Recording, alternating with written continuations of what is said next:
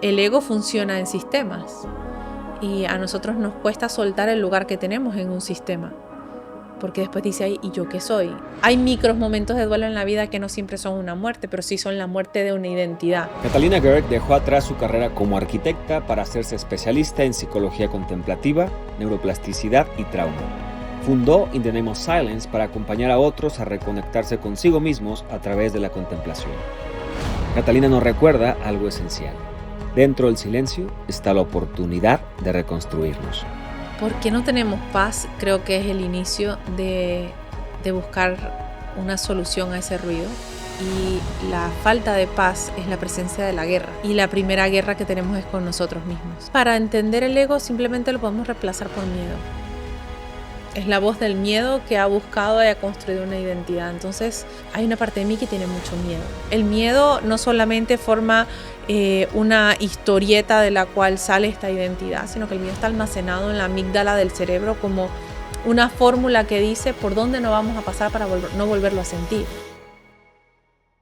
¿Hasta dónde llegarías si aprendes a vencer tus miedos? ¿Cuántos sueños conquistarías si dejaras de dudar de ti? ¿Dónde estarías hoy si hubieras creído en ti hace 5 años? Lo que te separa de esa vida que sueñas es una gran decisión. En Mejor que Ayer te demostramos que puedes ser mucho más de lo que crees. Entre la vida que tienes y la que deseas, hay un solo puente. Acción con intención. En Mejor que Ayer no damos fórmulas, damos dirección. Aquí no hay gente perfecta o inalcanzable. Hay procesos reales. Y en esta comunidad sabemos que tu mejor versión no es una moda. Es un estilo de vida. En Mejor que Ayer hay un lugar para ti. Te estamos esperando.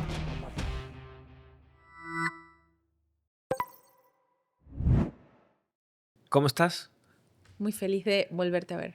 Feliz. Gracias por estar acá. Gracias a ti. Vamos directo Démosle. al grano. Silencio. Terapia de silencio. Esta es pregunta para mí. Ok. ¿Cómo callas el ruido externo, el interno también que hace mucho ruido? ¿Y cómo lograr paz? Escucharte. Apagar todo eso que existe y no te deja concentrarte en lo que realmente importa en este mundo donde estamos saturados de información. A ver, es una pregunta muy grande. Vamos a empezar a comérnoslas de a poquito. Me encanta. ¿Por qué no tenemos paz? Creo que es el inicio de buscar una solución a ese ruido. Y la falta de paz es la presencia de la guerra, obviamente, ¿no? Uh-huh.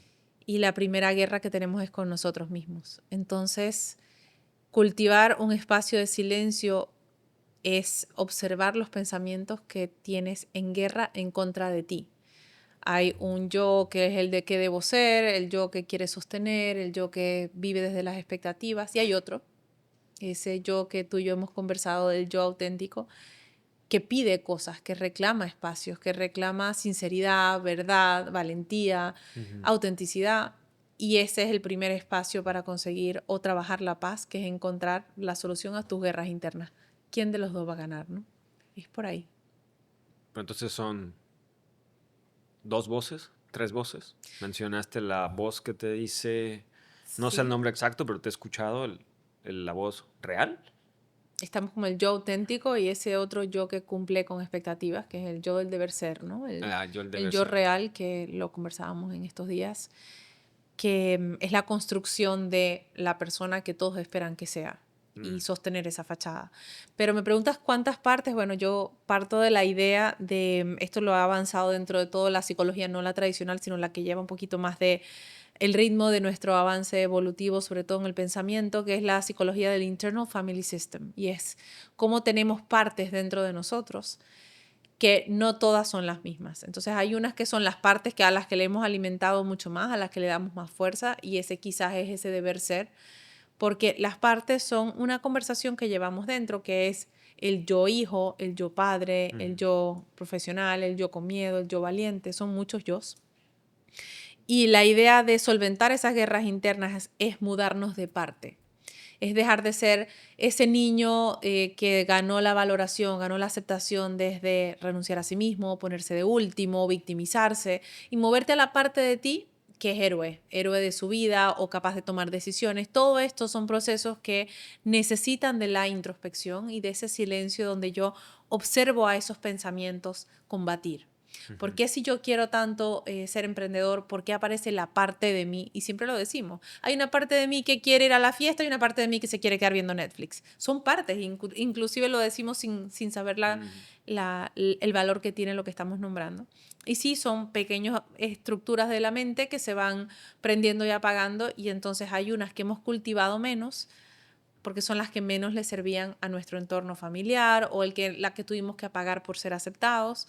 Y normalmente en los procesos de transformación esas son las que más necesitamos traer de vuelta, que es la que tiene que ver con ese yo auténtico o con esa fuerza en la que yo me muestro con claridad. Entonces, la terapia del silencio lo que busca es que la persona deje de tomar las partes de siempre, el yo víctima, el yo que no puede, el yo que se siente en escasez, la observe y diga, ¿y si hubiese otra parte de mí? Y entonces es donde conseguimos que en esa guerra o en esa pelea que tenemos al día a día de quiero tener un mejor peso, pero la ansiedad me hace comer de más, o quiero tener otro trabajo, pero la seguridad económica me puede más que mi creatividad.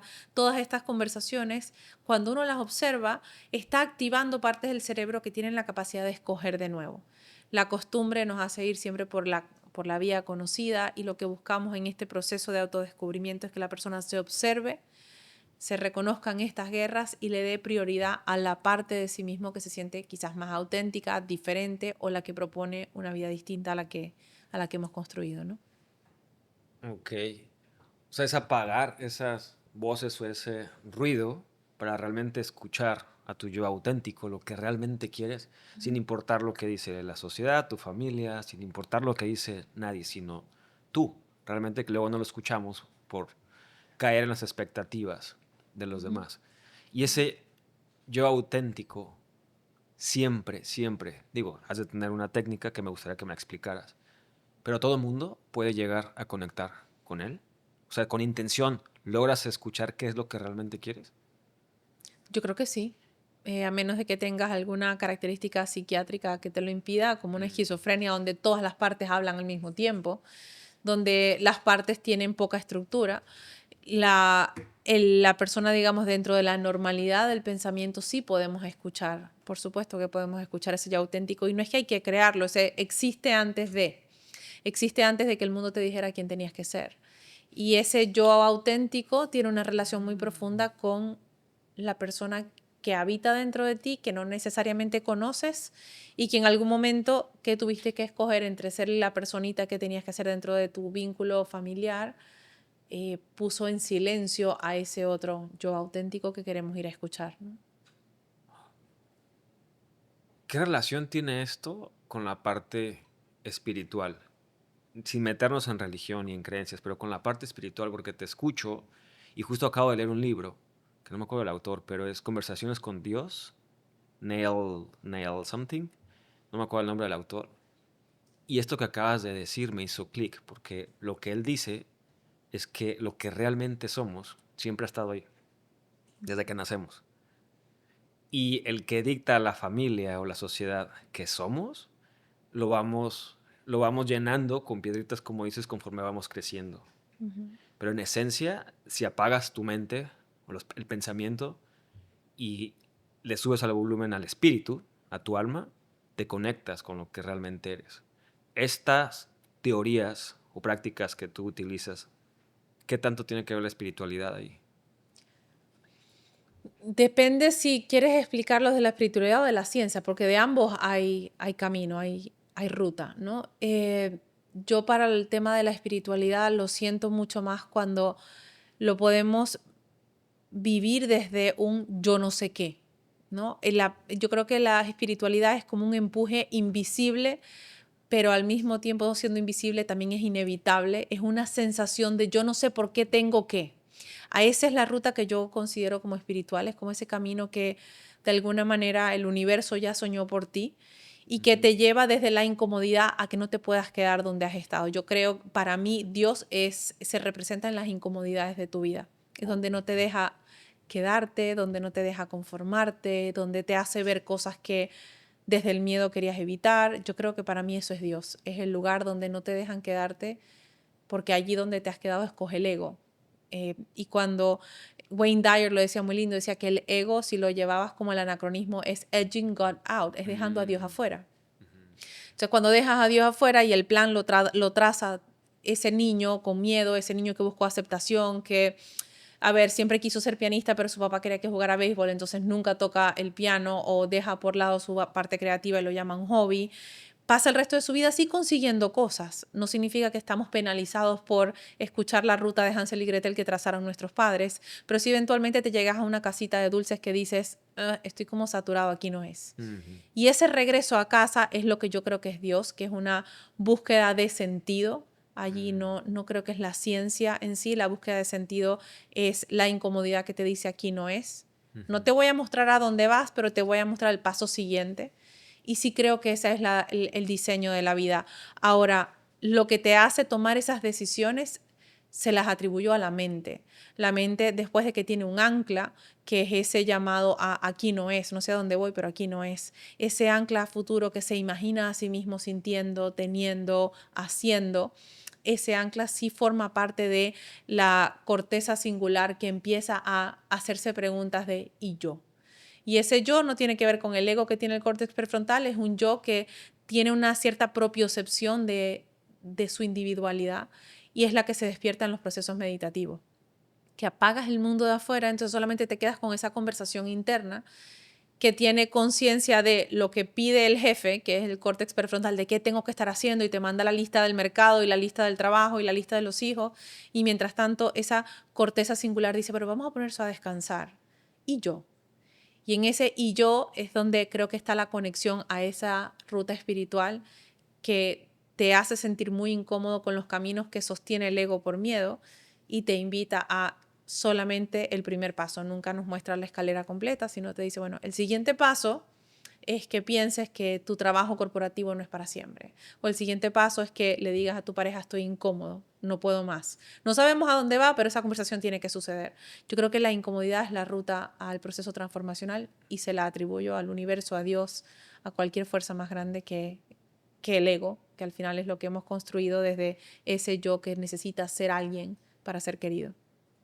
Esa voz que te dice, ahí no es, ahí no es. Ahí no ¿no? es. O sea, no sabes qué es, pero dices, algo no está bien. Esta relación no le veo futuro, pero tampoco tengo el Razones valor válidas para salirme de aquí. O el trabajo, algo no es, algo no es. Eso es lo que yo creo que es Dios. Es el llamado a decirte, en este rompecabezas estás forzando tu pieza y en otro lugar va a caber por completo. Ahora, la transición de uno al otro es el proceso de la transformación, es lo que el camino del héroe de Joseph Campbell es aceptar que me perdono. Y cuando lo hablo casi todos los días, porque las personas llegan y dicen, ¿verdad que lo que tengo que hacer es soltar? Yo, mira, cuando tú me dices, ¿verdad que lo que tengo que hacer es soltar? Es como que tú me digas, bueno, ¿es verdad que tengo que ir a Alaska y pescar un salmón? Sí, ¿cómo se hace eso? Soltar suena muy fácil porque parece que de los ríos de Alaska vienen los salmones, pero a ver, ¿y cómo se hace eso? Soltar al final está construido de 3 otros verbos que la persona de manera de duelo los tiene que atravesar. El primero, quizás más rotundo, es la aceptación de hay algo que aquí me dice que no es. No sé qué es, pero la aceptación de una realidad que está frente a ti y no tiene ningún deseo de acomodarte. La segunda es perdonarnos, que yo creo que es la parte en la que uno escoge si vas a darle permiso a que la historia siga estando allí para no aceptar que hay algo que ya no puede seguir contigo. Y a veces es donde es el lugar que dice, pero si yo construí, si yo estudié, si esta persona tengo 30 años con ella, esa aceptación lleva a un perdón. Me tengo que perdonar por entender que aquí no es, porque sentir que eso me sirvió hace 10 años, pero ya no. En ese perdón es muy importante reconocer cuáles son las partes de nosotros que se sienten con culpa y vergüenza. Y después ya de último, quizás es lo más glorioso, que es la desidentificación. ¿Quién voy a ser ahora que ya no? Ahora que ya no estoy casado, ahora que ya no tengo este trabajo. Y ahí es donde se cierra el proceso de soltar y aparece la oportunidad de lo nuevo. Pero no podemos simplemente pensar en que de un día para otro vamos a estar conformes, entendiendo que ahí no es y ya desenchufando y enchufando en otro lado. Ese proceso de crecimiento empieza por soltar, después por el descubrimiento y la curiosidad. Entonces, si esto no es, ¿qué es? Y esa es la parte, yo creo, donde el ser humano tiene la capacidad de encontrarse y conocerse de nuevo. Y este concepto aplica a cualquier tipo de pérdida o cualquier tipo de circunstancia que necesitas soltar, es decir, la muerte de un ser amado repentino, eventualmente tienes que soltar ese duelo, esa pérdida, porque ya no está, no puedes avanzar. Es el mismo proceso, Sí. aceptar, luego perdonar y resignificar. Sí, desintegrar esa identidad que estaba allí como la esposa de, el hijo de. Sí, porque el ego funciona en sistemas y a nosotros nos cuesta soltar el lugar que tenemos en un sistema.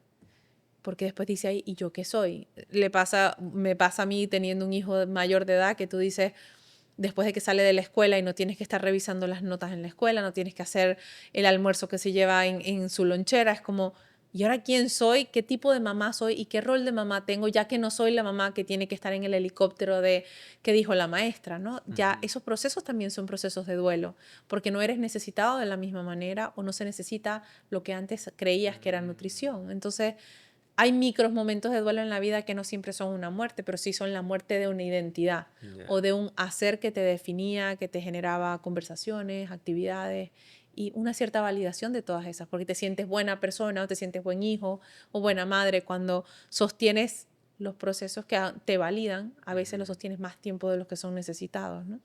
Por no saber soltar de una manera consciente y aceptando que la realidad ha cambiado, que te perdonas por lo que hiciste o lo que no supiste hacer y evolucionas como ese nuevo yo que tiene que dejar el otro atrás, ¿no? Y querida, mencionas mucho el ego y te escucho y para mí el ego es, obviamente no soy experto en el tema, pero es esa voz justo de opposite que te está juzgando todo el tiempo y diciendo, ¿quién te crees? No vas a poder, ¿no? ¿Qué tienes que decir? ¿Qué tienes que hacer? En todo esto que mencionas del yo auténtico, del yo real, el yo que quiere cumplir con las expectativas, ¿dónde queda el ego? ¿O es parte de estas voces? Yo creo que para entender el ego simplemente lo podemos reemplazar por miedo.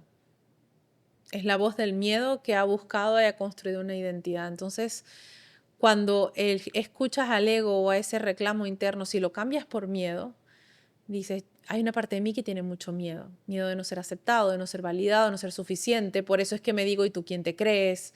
O por eso no me dejo descansar, porque me voy a quedar de último, otro se va a robar mi sitio, voy a ser un fracasado. Todo eso es miedo. Entonces, el ego es una construcción del miedo, de esa parte de nosotros que se sintió muy juzgada. Y ahora hace todo esto para no volver a pasar por ahí. Entonces, convertirse en esa parte de nosotros que se escucha y dice, aparte del miedo, ¿quién soy? El miedo no solamente forma una historieta de la cual sale esta identidad, sino que el miedo está almacenado en la amígdala del cerebro como una fórmula que dice por dónde no vamos a pasar para no volverlo a sentir. Entonces, todas las alertas que nos recuerdan rechazo, el espacio donde vamos a ser abandonados, donde no me voy a sentir suficiente, el ego se inventa una historia y esa historia puede ser lo que muestro a los demás que tengo, lo que muestro a los demás que hago, lo que soy, solo para que la historia del miedo no se repita o para que nadie la descubra. Entonces el yo auténtico dice, lo voy a hacer con miedo. Por eso es que la gente dice, no, pero es que ¿quién lo haría si no tuvieras miedo? Si no tuvieras miedo, no serías un ser totalmente iluminado en nirvana, porque es que el miedo al final forma parte de tu ego y el ego es una identidad de por dónde pasé antes y no necesariamente quién quiero ser, pero sí quién tuve que ser. O sea, te está previniendo de volver a pasar por una emoción o sensación que ya tuviste en el pasado. De acuerdo. ¿Y cómo vences a esa voz o cómo te avientas a pesar del miedo? ¿No? Lo típico que dicen, los valientes no es que no tengan miedo, es que vencen al miedo y lo hacen de todos modos con miedo. Y en el proceso van venciendo a esa vocecita que te está diciendo no puedes o te van a abandonar o te van a lastimar o no sirves para nada. ¿Cómo vences esa voz? Yo creo que ahí es donde la terapia del silencio es distinta a la psicoterapia tradicional, a pesar de que tiene un contenido psicoterapéutico muy sostenido desde lo cognitivo y desde lo conductual, es decir, la conducta del comportamiento, y es donde llevamos a la persona a que mire el algoritmo, porque somos muy buenos entendiendo que Instagram funciona en algoritmos, pero no entendiendo cómo funciona el algoritmo de nuestra mente. Y para eso hacemos un zoom y te digo que todo miedo tiene una construcción y podemos ir con esa red neuronal que empieza por la amígdala que dice, tuve miedo cuando me dejaron solo, tuve miedo cuando nació mi hermana, tuve miedo cuando mi papá perdió el trabajo, tuve miedo a la inestabilidad. Esa historia está dentro de tu inconsciente, está guardada y ella no hace presencia todos los días, pero manda la información. Es como un wifi, ¿no? Es como, no sé dónde está, pero me está llegando la señal. La amígdala guarda esa sensación. Después pasa por el hipocampo, que es un bibliotecario. Y entonces, si tú me invitas a esta entrevista, hay una parte de mí que dice, yo me acuerdo que cuando yo hablaba y decía lo que pensaba, mi abuelo se burlaba de mí. Saca el libro que dice, cuando tú opinabas, se burlaban de ti en la mesa. Entonces, de ahí en adelante viene el proceso de la parte de la síngula que dice, ¿y yo? Y el miedo dice, no, ¿y yo? Entra la batalla, la guerra esta de lo que yo aspiro, yo quiero que la terapia del silencio tenga un lugar en el mundo, yo creo que la persona solamente sana escuchándose, y el ego dice, yo no te voy a permitir que me pongas en un lugar de vergüenza. ¿Y qué hace el ego? Te llama y te dice, toma una acción en el córtex prefrontal y te dice, no, yo no tengo tiempo para ti, estoy muy ocupada, o ¿cómo se te ocurre llamarme a esta hora? O dándome, no sé, una semana de antelación. Yo soy una persona muy importante, me siento ofendida. Y todo esto viene de que la construcción del miedo te está contando la historia de que ponerte en un lugar de vulnerabilidad te hace sentir menos o te hace sentir desvalidado. Entonces, ¿cómo se cambia esto? Yo tengo que llegar al origen. Y eso lo descubrió Freud ya habiendo avanzado mucho en la parte del psicoanálisis, poniendo a la gente en el diván. Él dejaba que la gente simplemente navegara desde un miedo, desde una fobia, y le decía, cuéntame, y él iba pescando lo que salía del inconsciente. No fue hasta que se dio cuenta que cuando encontrábamos el origen, la sanación era lineal.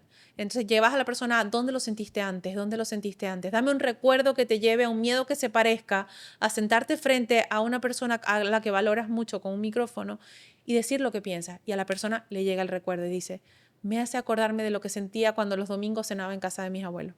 Entonces ya ahí encuentra que toda esa construcción no es real, es una protección de no volver a sentir. Y es donde el niño interior, que posiblemente lo has escuchado de muchas personas, el niño interior busca una reconciliación, una reparación y dice, que alguien me diga qué tengo que hacer para dejar de sentirme avergonzada por lo que siento, por lo que pienso, por lo que digo, por lo que hago. Freud descubre en ese momento que las personas divagan. Si tú los pones en un diván, simplemente te traen lo que les conviene a pesar de que están trabajando una fobia, un miedo. Podían llegar a un sitio random. Era como no podían ir y marcar un momento. No es hasta que se da cuenta que las personas sanan linealmente cuando recuerdan algo que se les hizo sentir parecido. Es más, hay una película, no sé si la viste, que es La última sesión de Freud, que está increíble porque es él con C.S. Lewis. Ellos están debatiendo entre la mente y Dios. Y ellos están caminando por la calle y entran a una iglesia. Esto es en Austria, ya cuando la guerra con los nazis había empezado. Y ellos están juntos en una iglesia y de repente hay una alarma de un bombardeo. Y está C.S. Lewis y él reacciona muy, muy mal, se esconde, empieza a temblar, a sudar y Freud solamente lo está observando. Y cuando salen le dice, me vas a disculpar, es que yo fui soldado, yo tuve que estar en la Primera Guerra. Y él le dice, no me hace falta que me lo digas porque tu comportamiento me lo reveló antes, ¿no? Entonces él empieza a entender cuando la persona desde el comportamiento puede recordar, reconocer y reprogramar. Y entonces le dice a la persona, por ejemplo, ¿cuándo te has sentido así, retado por alguien que te invita a hablar de una idea? Y entonces, anda más atrás, tráeme otro recuerdo, todo esto está en el inconsciente y lo que está haciendo hoy la corteza insular es buscando información dentro de una caja de juguetes. Déjame ver qué encuentro. Hasta que consigue algo que hace ¡boom! En ese momento la persona ancla muy poderosamente la emoción que conecta a estas tres cosas, que normalmente, en este caso como la que te estoy dando el ejemplo, es la vergüenza. Entonces, la vergüenza que hace levanta un ego muy frondoso, muy robusto, porque no quiero que me vuelvan a hacer sentir avergonzado. Entonces, en ese momento él dice que recuerdas, como la emoción no tiene tiempo, sino que es un río fluido, te sigue estando presente hoy, pero está inconsciente y se detona en las cosas que se parecen a ese recuerdo, razón porque las personas repiten patrones en su vida, porque lo que estás repitiendo es un sentir, cómo me sentí. Y si tú te sentiste no escogido por tus padres, hoy escoges una pareja que no te escoge, porque lo que te está llevando es a repetir un patrón emocional. Y después llegas al reconocerlo hoy, dónde está sucediendo, y dices, ¿cómo me quiero sentir diferente? Y es donde trabajamos en construir una nueva emoción, un nuevo pensamiento, una nueva creencia, y por lo tanto la persona tiene que accionar aún con miedo. Eso quiere decir, tiene que accionar aún trayendo su historia de la mano. Y puedes escoger o repetir la historia o confrontarla y hacerla de nuevo. Y ese es donde la persona realmente genera un salto cuántico, que es aquí se rompe mi herencia emocional y paso al lugar donde la parte de mí que confía en que hay algo diferente trae al ego y dice, yo tuve mucho miedo y a mí me daba vergüenza conversar, me daba vergüenza decir mis opiniones, pero ahora esa parte de mí se sienta conmigo y yo la reconozco como el lugar de mi sobrevivencia, que ahora escoge una manera distinta de relacionarse consigo mismo. Entonces nunca dejamos la historia atrás, simplemente es una parte de la que estamos vigilando pero no accionamos. Así es como lo confrontas, o sea, traes el pasado al presente, Y escarbas lo que sucedió, lo pones de frente. Y ahí que es con el ejercicio del ancla, que dices en lo que me quiero convertir, a donde quiero ir, esto no me funciona. Y empiezas a resignificar. Empiezas a tomar acciones desde un patrón consciente de pensamiento, que eso es lo que hacemos desde el proceso del silencio, de la metacognición y todo lo que tiene que ver con la meditación bien despierta. No es la meditación de dormir, no es la meditación de poner un río que te suena como una cascada para relajarte. La meditación real, la que uno vive en los monasterios, es la meditación que te lleva a entender tu mente. Tú no tienes problemas, el problema es que no entiendes la mente, y la mente de cada uno de nosotros tiene infinidad de surcos, infinidad de conclusiones, que unas son ciertas y otras no. Es cierto que si sales descalzo al sol te vas a quemar los pies, pero no es cierto que si te pones un tipo de zapatos te van a hacer burla como te lo hicieron en la escuela. Entonces es donde lo cierto y la experiencia se confunde y la persona pasa a tener miedo de todo lo que vivió y todo lo que percibió, sin partir esa información en lo que es real y lo que es una realidad que depende de mi percepción, ¿sí? Entonces, lo que nosotros hacemos en este trabajo es que la persona usa el ancla para decir qué tengo, qué miedos, qué pensamientos, qué creencias tengo que vencer para convertirme en el güero. ¿Quién tengo que ser? Tengo que ser una persona que confronta, que habla lo que dice, que no evade sus emociones, que le tiembla el alma, pero se sienta en una entrevista de un podcast después de practicar y practicar, se sienta y dice, yo vengo a defender una voz que nunca pude hacer de niña, y a lo mejor así abre la entrevista, y eso te da pie a ti a preguntar, ¿qué pasó? Y ya de ahí se convierte en la validación de una historia, no en el secreto, no en el escondido y el negado al inconsciente, donde la persona valida su historia sin necesidad de obviarla, porque todo lo que obviamos obviamente tiene mucho más fuerza en el inconsciente y aparece de una manera representada en patrón, ¿no? Entonces el ancla está creado de ¿en quién me quiero convertir? ¿Cuáles son las partes de mí que sanan cuando yo me convierto en esta persona? No es cuántos carros quiero manejar ni cuántos títulos. ¿Para qué tengo que llegar allí? Para sanar a esa niña que no tuvo voz, para validar a ese niño que no pudo escoger. Es una conversación de ti contigo, una metacognición de conocer quién soy y qué necesito reparar que el mundo no pudo darme en ese momento, para que la persona tampoco cargue con este lastre de, ¿sabes?, de muertos y de atropellos que vivió en su vida, sino en qué momento suelto esa carga, dejo de mirar a mis padres como los culpables y paso al lugar de la reprogramación, de cómo yo me hago responsable de la vida que quiero darme. ¿Tú crees que uno puede construir la vida que desea, que sueña? ¿Uno es responsable y tiene la capacidad de crear esa vida? Yo creo que si lo miramos en porcentaje, yo creo que uno es 70% responsable de la realidad que tiene, sí. ¿Y el otro 30%? ¿De qué depende? Depende de esa realidad que nunca vamos a poder ver. Esos son, dentro de la psicoterapia de la contemplación, lo llaman, es como las manifestaciones que tenemos alrededor son 30%, son verdades inherentes, es decir, no es que son verdades porque sí, y otras son verdades que para ti están hablando desde tu narrativa. Es decir, es verdad que todos vemos una nube, a lo mejor tú la ves más negra que yo, a lo mejor yo la veo como clima y para ti se ve como una tormenta. Entonces, hay parte de la realidad que está sucediendo y es interdependiente de ti, y hay otra que ocurre si tú no estés. Entonces, la que depende de nosotros es lo que yo llamo la co-creación. Es como que cómo usas este clima o esas nubes para hacer una vida con la que tú te sientes pleno y feliz y orgulloso y agradecido, o cómo usas esa realidad para fortalecer las partes de ti que vienen de tu historia con miedo, con victimismo. Funciona igual, ¿sí? Puedes usar lo que te está pasando para reprogramar esa historia o puedes usarlo para validarla. Entonces sí, yo creo que el ser humano está siempre creando la realidad que tiene. Me gustaría regresar al ejercicio del ancla, porque en teoría suena increíble, está increíble. Y perdón si me meto en terrenos donde no debería, adelante. Y dímelo con toda confianza. ¿Me puedes poner un ejemplo de tu historia, de cómo lo utilizaste y cómo viste el efecto, es decir, con manzanas? Yo estaba pasando por esto, descubrí el ejercicio del ancla, lo apliqué y este es el resultado. A ver, puedo ir a distintas etapas, pero por ejemplo te puedo contar que mi primera carrera es arquitectura. Y yo soy arquitecto, trabajé como arquitecto 10 años. Todavía la arquitectura forma parte importante de todos los sitios donde llego y acomodo los cuadros cuando los veo que están en desalineación. Y llego a las casas y veo belleza o admiro todo lo que tiene que ver con el arte. Pero la arquitectura funcionó en una parte de mi vida en la que yo estaba construyendo algo que le servía a los demás, ¿no?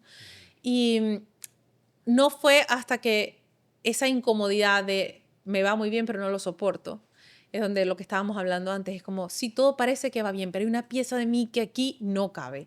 Era una incomodidad de estar frente a clientes y yo decía, ay, no quiero escuchar más que si esta tela, que si este concreto.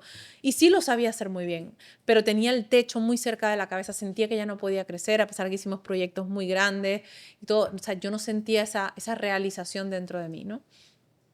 De ahí empecé con este proceso de qué es lo que está para mí. Y por eso para mí el trabajo de la introspección es tan grandioso, porque nadie me podía decir cómo llegar aquí. No había una ruta lineal de cómo me iba a convertir en esta persona que hoy soy. Era una continua curiosidad de ¿y ahora a dónde? Y entonces, en lugar de tener claridad de cuáles eran los pasos, yo me sentaba por años a meditar y decía, esta incomodidad, ¿qué me quiere decir? Y lo conversábamos tú y yo ayer, la imagen que me daba era yo en un TED Talk. Y tardó 15 años esa imagen en llegar. Yo no sabía por qué, ni de qué iba a estar hablando ahí, ni cómo iba a llegar ahí, ni para qué. Pero yo cerraba los ojos y la imagen de la persona que estaba allí era yo dando un TED Talk. Y no tenía ni siquiera imaginándome qué punto debí de validar yo ahí, más que ahora sé que a mí misma y cómo el silencio me trajo aquí. Pero fue ¿qué tengo que hacer ahora? ¿Qué tengo que afrontar? Y entonces allí empecé a trabajar como en el underground y empecé a decir, bueno, lo mío parece que es algo que tiene que ver con la meditación, que mis padres, mi familia católica, y eso era muy mal visto como hinduismo, como budismo, ¿sabes? Muy esotérico dentro de todo. Y comenzó a hacer eso que tú haces que nadie entiende. Y era como una cierta como hasta prejuicio y vejación de mejor no hables de eso porque a la familia no le gusta o a tus amigas no entienden. Y poco a poco salir de ese cascarón llevó a que yo tuviera que validar mi miedo de no ser aceptada, el desvestirme de la escuela católica en la que había estudiado, decir, eso es verdad, pero esto otro para mí también es verdad. No significa que ahora yo ando con la espada del zorro decapitando gente, era como que las dos verdades para mí pueden coexistir. Y poco a poco todo eso me llevó a tener que desvalidar a muchas partes de mí que yo creía que eran certeras.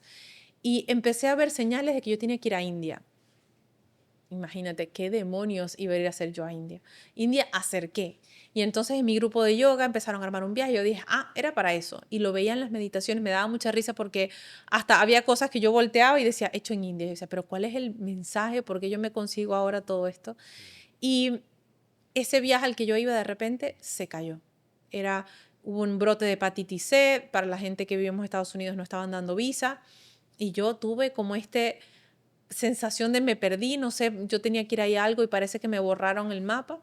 Y me acuerdo que ese día de la nada dije, me voy a hacer el Camino de Santiago. Yo no había escuchado a nadie en la vida hablar del Camino de Santiago. Me fui sola, teniendo un hijo de verdad pequeño, tenía, no sé, 6, 7 años. Me fui sola en esto y era una búsqueda de esa voz va a venir a decirme algo. Estando en el Camino de Santiago, me encontré amando el silencio en esos senderos que uno está entrenado para pensar una mujer, mucho miedo, estar sola, y me encontré hablándome, me encontré recordando mis abuelos, recordando mi historia, y fue como un drenar de estoy lista para dejar de ser quien tenía que ser.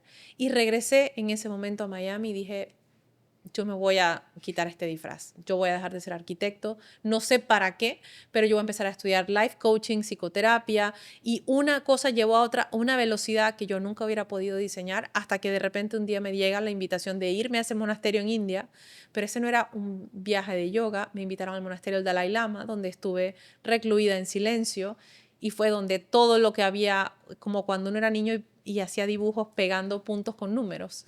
Ahí todos esos números hicieron una figura, y estando en silencio recluida allí fue donde pude poner todos los conocimientos y decir, esta es una forma rotunda de sanar. Porque aquí nadie me está diciendo cómo pelear con mi vida, cómo resolver mis miedos. Era estando en continua observación de mi mente que conseguí una salida. Entonces, sí, la imagen de mí terminó llegando a ese TED Talk. Ese fue mi ancla, pero el camino lo tuve que diseñar yo, y fue una continua reconfirmación de que había algo de mí que ya sabía. Prácticamente, ¿cómo sucede? Si le puedes dar un ejemplo a alguien que dice, estoy en ese trabajo, estoy en esta relación, estoy en esta vida, pero algo dentro de mí no está 100% satisfecho. ¿Cuál sería como el camino más, no quiero decirle fácil, pero que empiece a dar el primer paso para que encuentre eso que tú encontraste y que muchos hemos encontrado? Decir, esto es lo que quiero hacer. Pero surgió de una incomodidad, como dices tú. Es que no sé qué es, pero tengo de hecho más de lo que soñaba, de lo que deseaba, de lo que visualizaba, y no es. Sigue faltando algo. Y te das cuenta que estaba desde el principio, nomás que no le hiciste caso.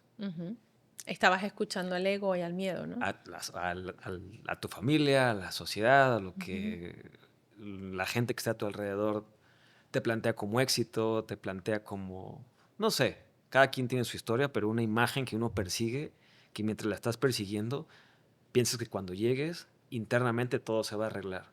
Y llegas ahí y te sientes peor, porque, claro, es una imagen que no diseñaste tú. No fuiste congruente con lo que tu alma estaba deseando, ¿no? ¿Cómo le puedes recomendar a alguien como el first step, súper práctico, para que empiece a escuchar esa voz, ese yo, ¿qué es? Auténtico, ese yo auténtico? Porque desde que se dan cuenta y que toman la decisión, pueden pasar años para que suceda. Pero creo que la decisión es lo más importante. Y llegar a esa decisión, entre más rápido la tomes, el proceso, ¿no?, de encontrar esa voz del yo auténtico es como renacer. Y es un proceso que sí duele, es desprendimiento, es un duelo. Pero entre más rápido tomes esa decisión, que yo no sé, a mí me pasó, y que podemos tardar años aquí hablando de esto. Y yo no me he dedicado como a estudiar ese proceso como tú, desde la ciencia respaldada con la espiritualidad, que me parece maravilloso, porque uno respalda al otro, ¿no? Si a través de la espiritualidad llega alguien que no practica ningún tipo de espiritualidad o de fe, pero se lo compruebas con ciencia, como lo dijiste tú al principio, desde donde lo veas, existe. Y hay pruebas de que puedes llegar desde la parte espiritual o desde la parte científica. Y si la combinas, que creo, corrígeme si estoy equivocado, es desde la neuroplasticidad. Que ahorita me gustaría que me contaras de eso. Pero ¿cuál es el consejo más práctico que le darías a alguien, a tu hijo? Sencillo, que no tenga que pasar por terapias, sino el primer paso que tienes que hacer es esto, para que encuentres tu verdadero camino y lo empieces a construir con intención, todos los días, un día a la vez. Si pienso en el ejercicio más básico, yo te diría, como también lo conversábamos tú y yo, es mírate al espejo. Quédate, pon el teléfono, pon un contador de 15 minutos, mírate al espejo. Mírate al espejo y di, ¿qué te debo? ¿Qué le debo a esa imagen que está frente a mí? Esa imagen que está frente a ti te va a contar un montón de cosas. Haz eso durante 15 días para que veas el nivel de incomodidades que esa imagen te va a decir, me debes, me debes, me debes. Me debes valentía, me debes otra historia, me debes un viaje, me debes libertad, me debes individualidad, me debes sinceridad, me debes palabras, me debes un sueño. Ese me debes es la conversación de la incomodidad. Simplemente que como lo metemos dentro de la incomodidad porque es mucho más fácil decir estoy incómoda en esta relación, y tú le preguntas a la persona, ¿y qué es lo que te incomoda? Bueno, no sé, que no me dejan dejar los zapatos tirados cuando entro a casa. ¿Y cuál es la incomodidad detrás de eso? Que me siento vigilado. ¿Y cuál es la incomodidad detrás de eso? Que siento que no tengo libertad de ser yo. ¿Y cuál es la libertad detrás de? ¿Cuál es el mensaje de esa incomodidad detrás de eso? Que me siento igual en mi trabajo. que la persona con la que trabajo doble chequea todo lo que hago y me siento juzgado. ¿Y cuál es la incomodidad detrás de eso? Que no me gusta lo que estoy haciendo en mi trabajo. Y ahí es donde la persona va deshilachando todo eso y de repente se consigue con un momento existencial que dice, la incomodidad es mucho más grande que simplemente los zapatos que estoy dejando en la puerta de casa. Si tú tuvieras la cantidad de personas que llegan a las sesiones individuales con, vengo aquí porque tengo un problema con mi jefe. Y terminamos, pero mira, tengo una relación rota con mi hermano. Pero estás mirando la incomodidad que en ese momento te deja evadir todo lo otro más grande y te paras en el punto que parece que la inmediatez puede resolverte por ahora esa pequeña llaguita que te está haciendo el zapato. La realidad no es que es esa llaguita, que tienes un zapato que no es tuyo, una talla que no es tuya y que lo estás usando para la actividad equivocada, ¿sí? Entonces, la idea del proceso de mirarse al espejo es preguntarse, esta incomodidad que veo, esto que veo que me duele y que me debo, ¿en cuántos sistemas de mi vida está? Está en el sistema profesional, está en el sistema financiero, económico, está en el sistema familiar, está en el sistema del amor, está en el sistema de mi relación conmigo mismo, está en mi sistema de falta de confianza en la vida, de tener mucho control y miedo, está en mi sistema de no sentir que tengo un Dios que me guía. ¿Cuántos de tus sistemas están afectados por esa deuda que te está diciendo la personita del espejo? Allí empieza el trabajo de qué tengo que hacer para mirarme al espejo y reconocerme suficiente. Entonces sí, la conversación de sentirme suficiente tiene que ver con la historia, pero en este momento eres totalmente responsable del reflejo que estás viendo. O sea, sí es verdad que a lo mejor tus papás te juzgaron, no te dejaron escoger, pero la persona que se levanta hoy y se mira al espejo es un adulto completo. Un adulto totalmente independiente, hecho y responsable de la vida que piensa, siente y hace.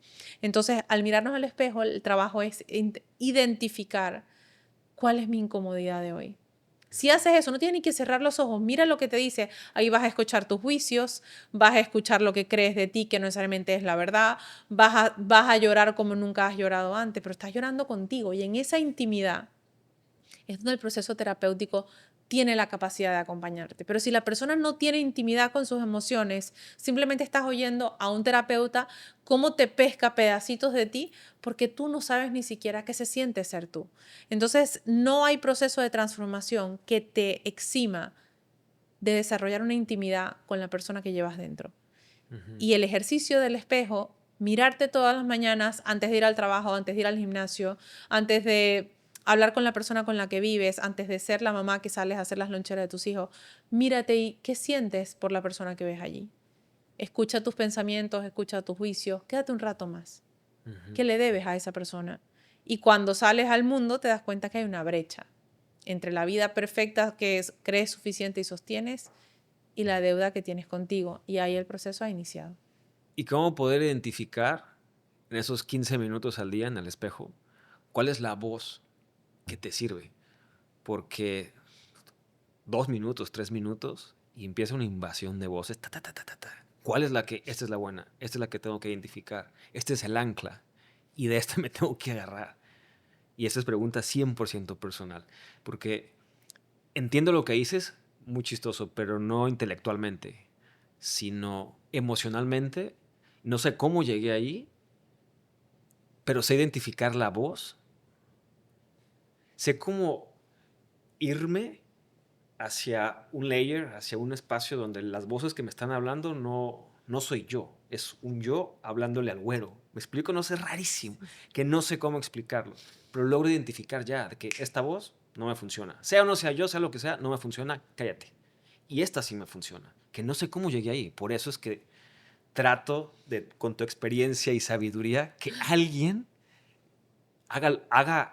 logre tener ese clic que yo no puedo explicar, pero cuando encontré la manera de callar esa voz que no se ponía en servicio de mi propósito y de lo que realmente quería hacer, para mí fue, wow, descubrí un superpoder, de verdad, un superpoder, que eso me ayudó a callar. Me preocupaba muchísimo lo que los demás dijeran, pensaban, que ni era consciente de eso. Cuando empecé a reconocer esta voz, que era yo más preocupado por lo que los otros pensaban, a esta voz que realmente quiere mi bienestar, me di cuenta que la voz que quiere mi bienestar está muy alejada de la voz que estaba preocupada por lo que los demás iban a decir. Y era la voz que tenía en la cabeza todo el tiempo diciéndome, si no tienes este papel vas a ser un fracasado, si te separas te van a ver mal, si esto... Y cuando dije, fuck you all, casi, ¿no? Donde sí me preocupa lo que diga, pero la gente que tengo alrededor. La gente que realmente me ama y amo. La gente que va a estar conmigo en el hospital si algo me pasa. La gente que me voy a sacar a la cárcel si por algo caigo. La gente que va a estar en mi velorio. A eso sí les pongo atención. Pero no sé cómo llegué a ese punto. De decir, tu vocecita, que has estado casi 36 años conmigo, robándome la paz, por un lado me llevó lejos, sí. Pero ¿a qué costo? ¿A qué costo? Cuando llegué a ese punto, hablé con esa voz interna. Que le dije, ¿qué hubo? Ya estoy aquí. ¿No que no iba a poder? Ya llegué, cabrón, ¿ahora qué sigue? Y ahí fue cuando empezó a llegar la otra voz. Es que no me habías escuchado. La otra voz, es que no me habías escuchado, no es por ahí. Y no hay que pelearse con eso que está. Agradécelo, abrázalo.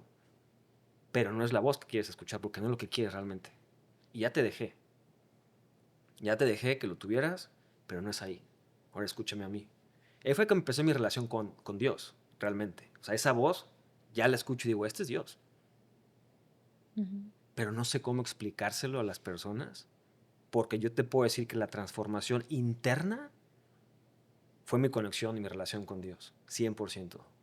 Pero esa voz que ha estado siempre y que la escuchaba de repente, no le daba la energía que le doy ahora. Y no sabía cómo callar la otra, que iba en contra de lo que yo internamente quería, pero externamente me decían que debía de ser o hacer.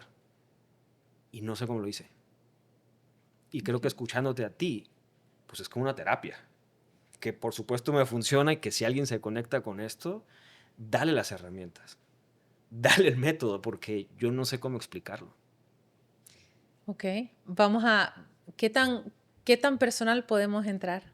100%. Ok, porque esto lo llamamos metacognición y es donde la persona tiene la capacidad como de extraerse y ver a estos patrones de pensamiento. Ahora bien, estas dos partes son reales y podemos usar la simbología dentro de ambas y yo puedo tirar una flecha y decirte que ese que se habla así se parece a la voz de juicio de tu padre. ¿Por qué? Porque me comparas a la otra que te valida como Dios, como figura paterna, simplemente una voz paterna que aparentemente en tu mente quiere lo mejor para ti y te guía desde la libertad, ¿sí? Un amor como de guía sin juicio. A esto le llamamos paternalización. Es donde la persona reconoce que una voz es producto de su crianza, de unos padres con miedo, juzgadores, castradores o con necesidad de sostener algunos límites que vienen de su propia historia. Y ahí el niño lo que hace es que absorbe, porque una cosa interesante es que cuando pasamos de generación en generación no multiplicamos, elevamos al exponente, se hace exponencial, ¿sí? Entonces, si tus padres vivieron una vida con rigidez, con castración, con prejuicios, con mucha lucha o con un nivel de autoestima pues muy regularizado por lo que otros pensaban de sí mismos, por quienes tenían que ser, cuando pasa a la siguiente generación no es por 2, es elevado a la 2. Y no es por 4, es elevado a la 4. Entonces, ya cuando cargue en la siguiente generación se siente, si para ellos antes era un amarre en la cintura, para ti se siente un amarre en el cuello, porque es cómo se van aprendiendo y solidificando esas creencias que cuando caen en la mente ya uno viene como prediseñado, ya tienes como ese intel, ¿no? Y es como ya automáticamente empiezas a correr así, o sea que el tiempo de absorción de algo diferente es más corto, porque no te dio tiempo a averiguar. Ya tú venías con eso desde el útero de tu madre, ¿sí? Acuérdate que el hipocampo y toda la capacidad que tiene dentro de su captación del entorno, cuando estás en el útero de tu madre ya estás almacenando información. O sea, ya hay una parte de tu hipocampo y de tu hipotálamo que se están desarrollando y pueden prever cómo va a ser tu casa, cómo es el clima emocional al que llegas, si tus padres se llevan bien, si vas a ser bien recibido, si hay demasiados niños, si tú eres especial, si costaste mucho trabajo. Toda esa información la trae el niño y lo está absorbiendo desde la infancia. Entonces, no es que llegamos con el mente en blanco, ¿sí? Tenemos ese software, el niño viene a averiguarse, viene a entender, viene a explorarse, pero el software empieza a correr. Y llega un momento que a lo mejor cuando tienes 4 años te enganchas con el software que traes del juicio, del prejuicio, y él no eres suficiente y tienes que luchar y tú tienes que resaltar o tienes que dejarnos bien parados como familia. Y eso tiene mucho que ver con la crianza, pues obviamente figuras de autoridad, que es lo que yo llamo familia de origen, ¿sí?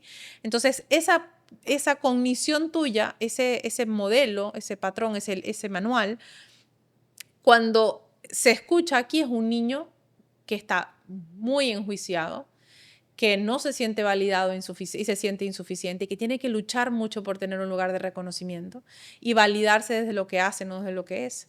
Y esta figura aparece como una paternalización, como una reprogramación de el padre que hubiese querido tener para ser una persona libre.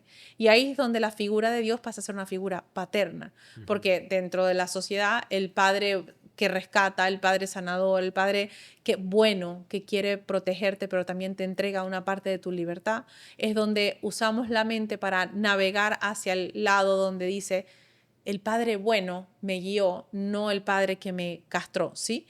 O sea, no estamos aquí solamente escogiendo partes de tu mente, estamos escogiendo 2 narrativas, el padre con el que nací, que me trajo hasta donde pudo, y después cómo el güero camina y dice, hay otro padre dentro de mí, es el padre que ese niño interior hubiese querido, y desarrollas esa conversación interna que tiene muchas variables, tiene emocional, tiene una variable cognitiva, tiene una variedad también de aprobaciones que nunca habías escuchado pero deseabas, y te lleva a un lugar de merecimiento. Entonces, este niño lucha con su desmerecer, y en esta figura de autoridad paterna, protectora y validante aparece lo que merezco. Y en estas 2 transiciones es donde esa parte de ti gana, porque es el adulto consciente hablándose como su niño merecía. ¿Te expliqué? Sí, y lo ¿Seguro? puedo resumir en conviértete en la persona que tu niño necesitaba, basically. En el padre o madre que hubieses querido tener para dejarte ser, ¿sí? Y entonces allí esa voz que se la entregamos a Dios, no es que Dios no exista, yo creo que Dios es la incomodidad que te dice, así no es, así no es, así no es, no tienes por qué, no tienes que seguir sufriendo, no tienes que seguir luchando, ese es Dios. Esta otra construcción de la mente te lo diría Freud, en esa película lo puedes ver mejor representado, esta construcción de la mente es la parte de ti que te rescata y dice, esta es la conversación de padre que yo necesitaba para explorar todas las partes de mí que estaban listas para ser alguien que yo miro al espejo y valoro. O sea, esta es una conversación que nuestros padres no nos pudieron dar, pero sí es una reprogramación del padre que puedo ser para mí. Por eso es que la gente dice, no, que quiero reprogramar mi herida materna. Mira, o sea, te lo explico cómo funciona. Esto no es simplemente me trago un guión de la madre buena o de salvar a ese niño interior. El niño interior tiene una historia, tiene un script, tiene un guión, y desde allí logra cosas, ¿sí? O sea, estamos claros que quizás Elon Musk es uno de esos. Tú ves a un niño en su comportamiento, pero ha logrado conquistar el mundo, Pinky Cerebro, ¿sí? Ahora, el rol de un padre amoroso, que yo creo que su historia con su padre es brutal, el rol del padre amoroso eventualmente, si él se lo permite, lo jalará a un lugar de mayor compasión consigo mismo, y a lo mejor dejará de hacer todas las maravillas que hace para los demás, ¿no? Pero ese rol amoroso es el lugar donde yo ya me libero de la sensación de que tengo que ser alguien para otros, y me siento suficiente, abrazado y permitido de explorar las libertades que hay dentro de mí. Y sí, es convertirte en darle paso a esa voz, que la mayoría de la gente las consigue en Dios afuera. Pero como decía Mahatma Gandhi, es que como el hijo de alguien no va a ser alguien. O sea, si yo te digo, el hijo de Dios, ¿quién es? Es Dios, ¿sí? O sea, si traes un vaso con agua de mar, lo que está allá adentro es mar, simplemente en un contenedor un poco más pequeño, pero la sustancia es la misma. Entonces, esa versión de Dios en la que tú te consigues también tiene mucho de ti. Eres tú, simplemente en una metacognición donde sabes hablarte y darte lo que la vida humana no pudo hacer por ti. ¿Cómo? Porque ¿Cómo? mencionas reprogramar, ¿no? Si alguien llega, pusiste el ejemplo, llega y quiero reprogramar mis heridas con mi madre y mis heridas de la infancia. Y dijiste, sí, te explico cómo. Volvemos a lo mismo. De manera práctica, ¿cómo reprogramas todas esas heridas o todas esas voces que necesitabas escuchar y que sigues necesitando? Porque si no te quedas estancado en tu pasado. ¿Cómo lo empiezas a reprogramar? ¿Por repetición? Yo creo que la gran capacidad que tenemos de reprogramar tiene que ver en la distancia que hay entre el estímulo y la respuesta. El estímulo que te dice, hay un papel para una película, es tu estímulo, y tu respuesta es, ¿quién tengo que ser para ganármelo? ¿Qué tengo que hacer para lograrlo? Y toda tu voz empieza a juzgarte desde allí. Por eso el proceso de la terapia del silencio y por eso la meditación consciente habla de qué pasa si yo, en lugar de tener una inmediata respuesta, que eso es el trauma, esa es la activación del niño que no se siente suficiente, nosotros le ponemos un extensor entre uno y otro y tú dices, voy a pensarlo, dame una semana.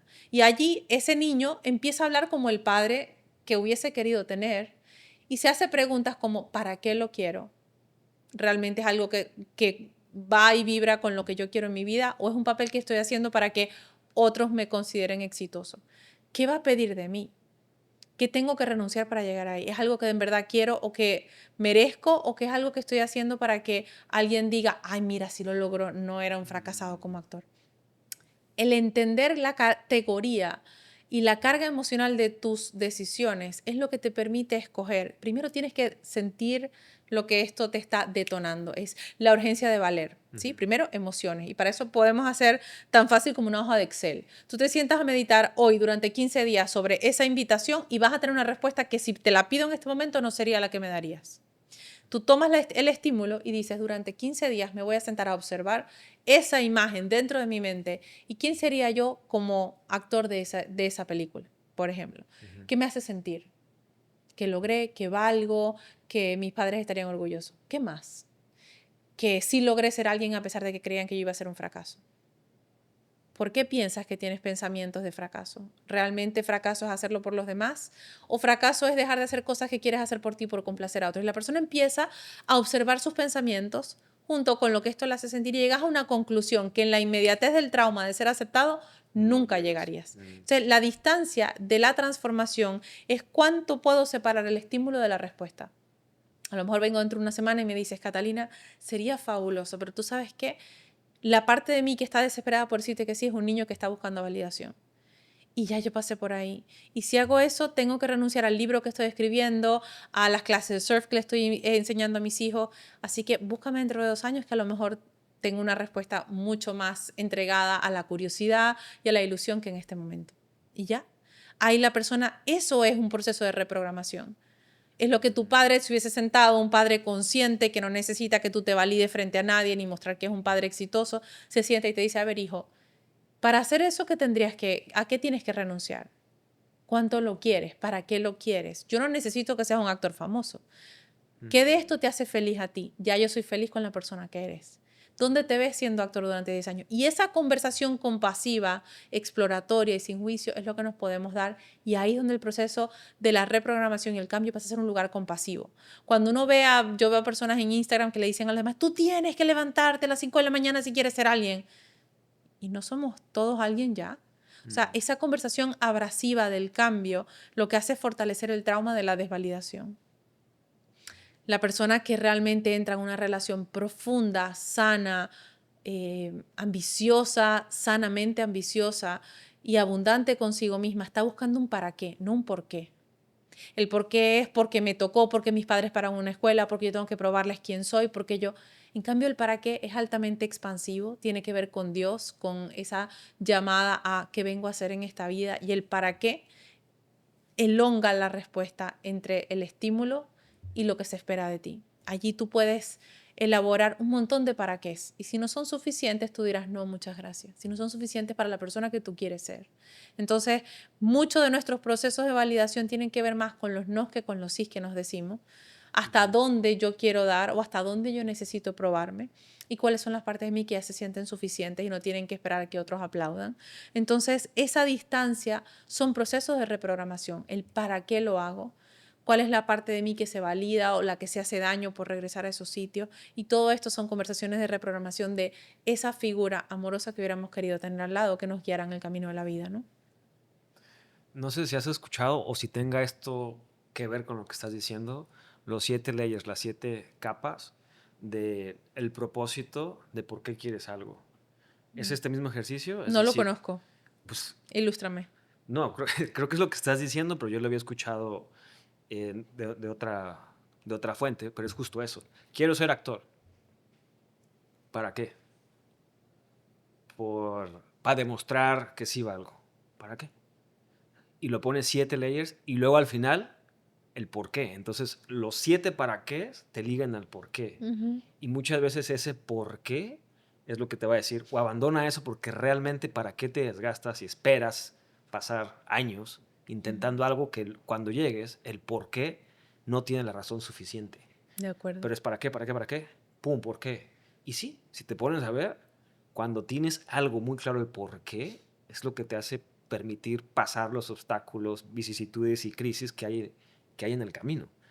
¿Es este ejercicio o es diferente? Sí, claro, lo podemos traducir en esto. Y si tú me preguntas, por ejemplo, yo lo traigo a mi vida y te estoy escuchando y digo, a ver, en el momento en el que yo digo, no puedo seguir siendo arquitecto, parecía que estaba tomando, de verdad, la decisión más errática de mi vida, con una oficina de arquitectura, con ya todo el sistema funcionaba, ¿no? Y entonces empiezo con el para qué, y es el para qué tenía tantas razones que ni siquiera me dejaba de ver un porqué hasta que finalmente me atreví a decir, es que no tiene que ver con que yo tengo que validarme con nadie. Me llevó a un porqué que tenía que ver conmigo. Entonces el para qué empezó por, ¿para qué tengo que abandonar arquitectura? Para dejar de sentirme mal todas las mañanas cuando veo a la oficina. Es que, ¿qué respuesta más sincera que esta?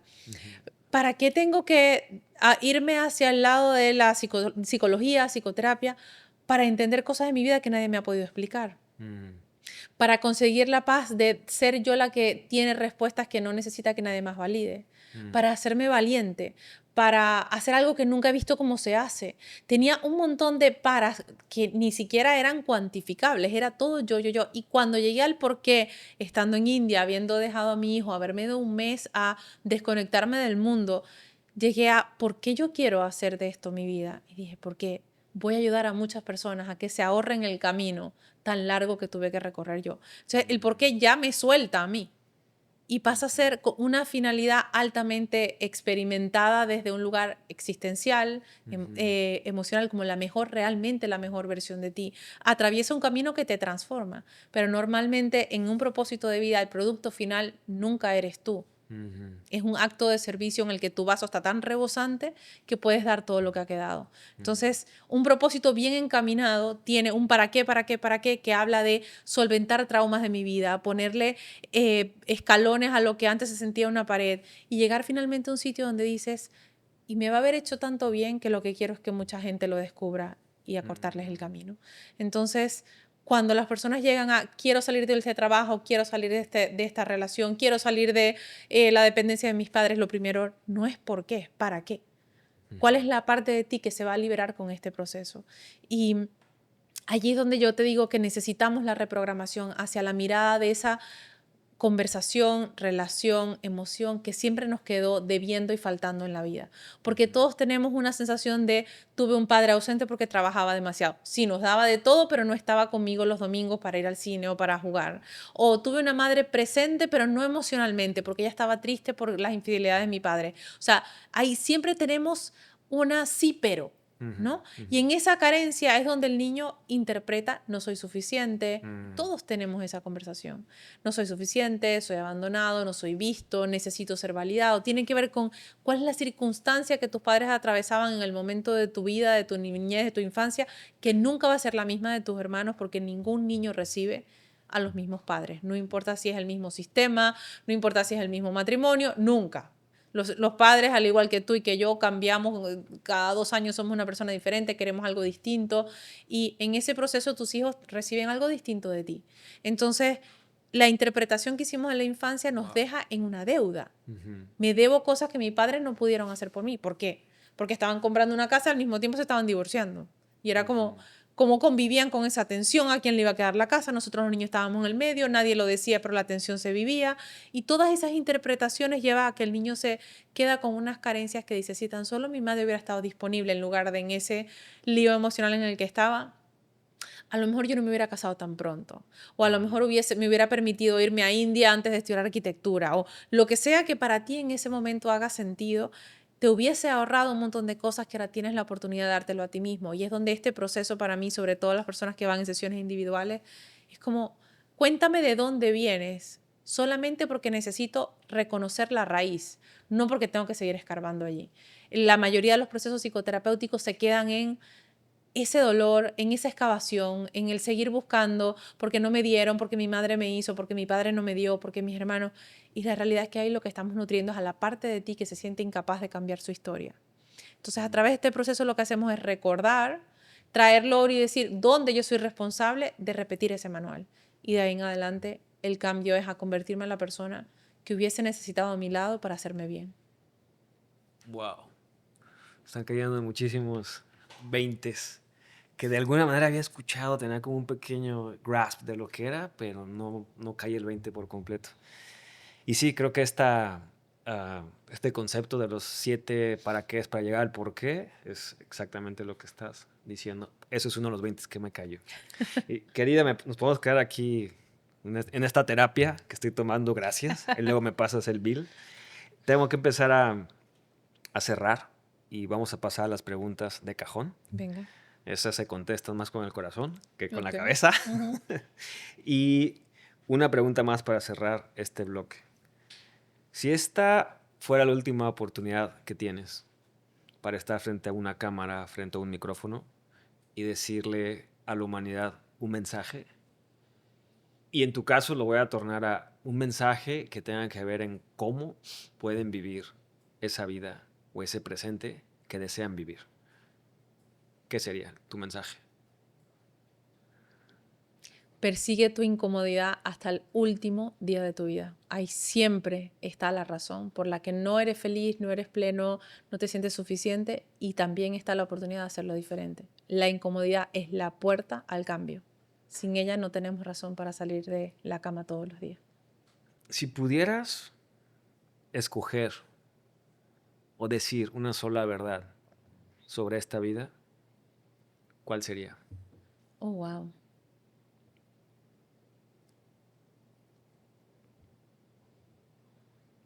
Que la vida no te debe nada. Te lo debes tú a ti mismo, pero la vida no te debe nada. ¿Sabes que mi papá pidió esas palabras en su wow. ¿Cómo se le llama? En su cripta, no, cuando te entierran. ¿En la tumba? Sí. Oh, wow. Vida, nada me debes. Vida, nada te debo. Vida, estamos en paz. Uy, me hiciste tragar grueso. Explícame. Él pidió esas palabras. Wow. Wow. Mira, están ligadas las cosas. Esta es la última, de hecho, y es imaginación, 100%. Y esto es un buen ejemplo, lo que te dije. Lo de mi papá, gracias a tu respuesta. Pero imaginemos que es tu último día en esta tierra, en este plano, y te vas a donde tú creas que te vas después de aquí. Y está toda tu gente querida. Y alguien, tú decides quién, tu hijo, a quien tú decidas, dice unas palabras de ti en la ceremonia de cuerpo presente para recordarte lo que fuiste en vida, para despedirte. ¿Qué te gustaría que esas palabras dijeran de ti? Fue la persona más valiente que he conocido. Creo que la valentía y la congruencia son las virtudes más grandes del ser humano. Porque para ser congruente hay que ser muy valiente. Y ahí es donde uno se mira al espejo y no se debe nada. Querida, pues gracias por la terapia. Ahí te deposito la sesión. Te cobro el almuerzo y ya. Exacto. Qué rico platicar contigo, conocerte. Es nuestro segundo día, ¿no? Trabajando, compartiendo. No te voy a durar toda la vida. No vas a durar toda la vida. Sí. Ya se enterarán qué más estamos haciendo, pero nuestra querida Cata es parte de... Catalina es parte de esto, que como ustedes pueden ver hay muchísimo valor y sabiduría que les está en esta ocasión regalando. Aprovéchela, que no les va a durar toda la vida. No es para siempre. Es para siempre, pero qué placer, de Gracias. verdad. Gracias por confiar en este proyecto, en nosotros y por estar aquí. Gracias a ti por todo y por el equipazo con el que haces esto posible. Es un gran team. Gracias. He tomado malas decisiones, pero el team que se está armando es de las mejores que he tomado. Gracias por estar aquí, querida. A ti. Dios te bendiga. Por todo.